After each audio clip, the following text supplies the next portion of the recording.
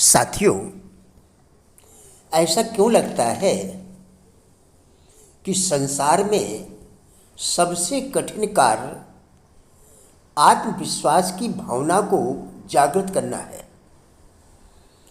आज हम इसी विषय पर आपके साथ वार्ता करेंगे।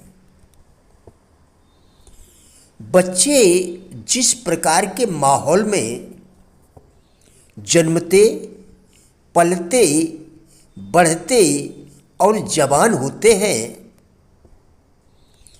उस दौरान बच्चे जो देखते हैं, सुनते हैं, वे उसी पर विश्वास करने लग जाते हैं। यदि बच्चे गरीबी के माहौल में रहते हैं तो उनके अंदर हीन भावनाओं के विचार उत्पन्न होना स्वाभाविक है। यही हीन भावना हमारे मन मस्तिष्क में अपना डेरा जमा लेती है। अधिकांश लोगों की यह प्रकृति होती है कि वे बाहरी दुनिया में क्या हो रहा है उस पर ध्यान देते हैं और इसी पर विश्वास करने लगते हैं। कहा जाता है कि कुछ नया लिखने के लिए स्लेट पर पूर्व से लिखा मिटाना पड़ता है। स्कूली शिक्षा किसी व्यक्ति की व्यवहार कुशलता एवं योग्यता में वृद्धि नहीं करती। यह तो हमारे हाथों में एक यंत्र थमा देती है और उस यंत्र का प्रयोग करना हमें खुद ही सीखना पड़ता है। किसी से सहायता पाना और सहायता की उम्मीद रखना दोनों ही प्रगति के मार्ग में बाधक बनते हैं। अतः प्रत्येक युवक के लिए जरूरी हो जाता है कि वह शुरू से ही अपना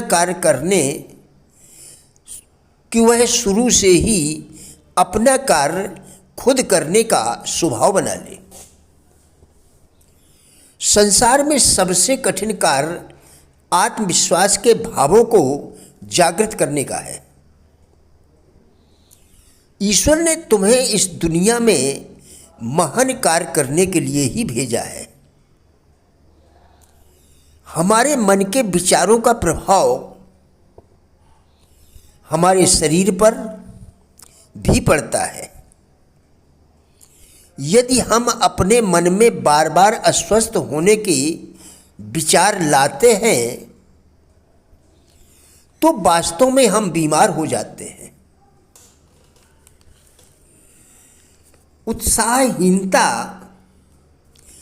उत्साहहीनता से आपकी निर्णय शक्ति कमजोर और क्षीण हो जाती है। भय के दबाव में आकर व्यक्ति प्रायः मूर्खतापूर्ण कार्य करने लगता है। इसलिए जब भी आप यह जानने में असमर्थ हों कि आपको क्या करना है, किस रास्ते से जाना है, तो शांत होकर विचार करें,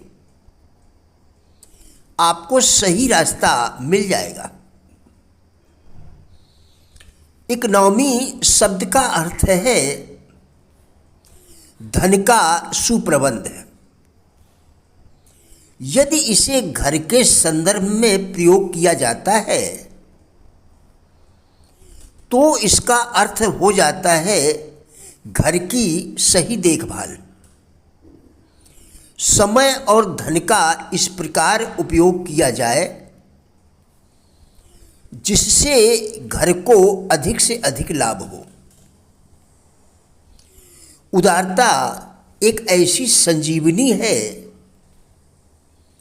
जो मनुष्य के प्रत्येक प्रयास को सफल करने में सहायक होती है और उसके व्यक्तित्व को विजयी बनाती है।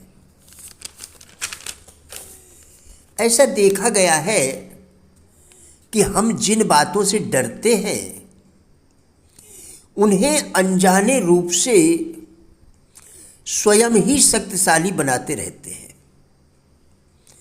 हम जिन बातों की चिंता करते हैं, चिंता को उन्हीं बातों से शक्ति प्राप्त होती है।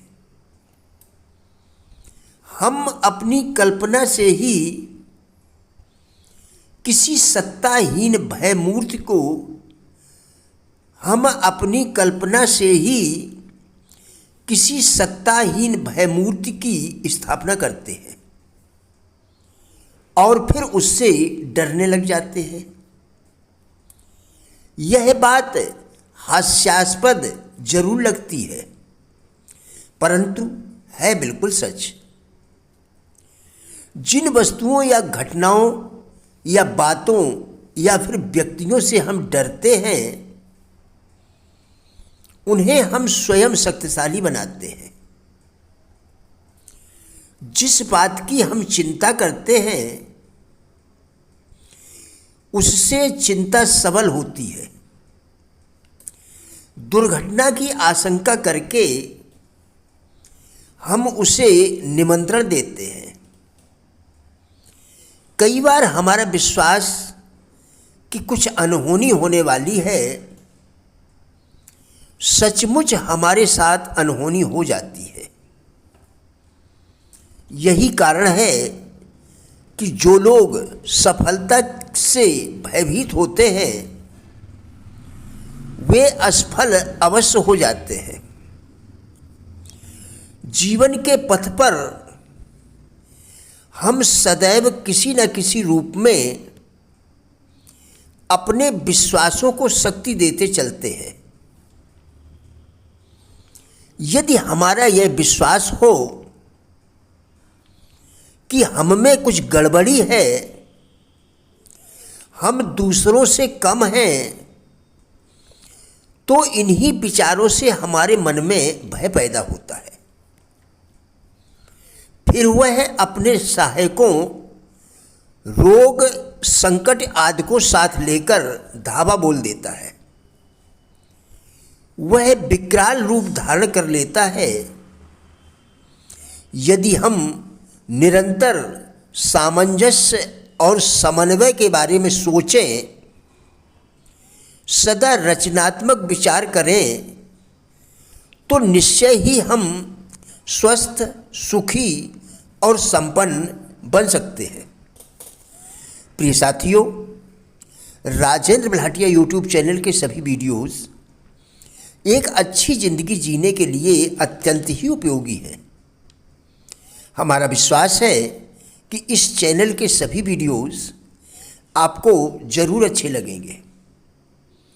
कृपया चैनल को सब्सक्राइब करें जिससे इसी प्रकार के और भी वीडियोस आप लगातार देखकर अपने विचारों में परिवर्तन कर सकें।